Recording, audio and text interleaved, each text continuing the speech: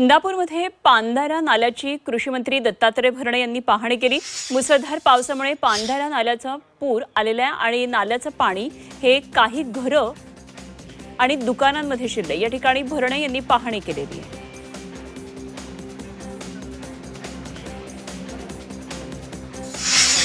सांगोला तालुक्यामध्ये जोरदार पाऊस सुरू आहे, त्यामुळे माण नदीनं धोक्याची पातळी ओलांडली आहे आणि त्यामध्ये बुद्धेहाळ तलावातून पाण्याचा विसर्ग सुरू झालाय। आसपासच्या गावांना त्यामुळे सतर्कतेचा इशारा देण्यात आलाय।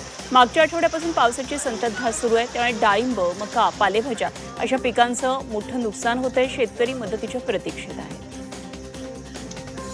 अकोला जिल्ह्यामध्ये संततधार पावसामुळे कपाशी पिकाचं नुकसान झालंय। सततच्या पावसामुळे कापसाच्या उत्पादनावर गंभीर परिणाम झालाय।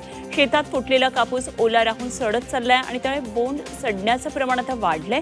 ओलसर हवामान आणि ढगाळ वातावरण यामुळे पिकावरची रोगराई कीड नियंत्रणात येत नाहीये। कपाशी पिवळी पडली आहे, तर शेतकऱ्यांच्या हंगामभराच्या मेहनतीवर हे पाणी फिरले। सततच्या पावसामुळे कापूस भिजून खराब झालाय। जो कापूस आता बोंडातून बाहेर आलाय तो पावसामुळे भिजलाय आणि बोंड अळीचा सुद्धा प्रादुर्भाव वाढलाय। त्यामुळे कपाशीचं पीक आता पूर्णपणे खराब झालंय आणि काही कापूस वाचवण्यासाठी आता शेतकऱ्यांची धडपड सुरू आहे।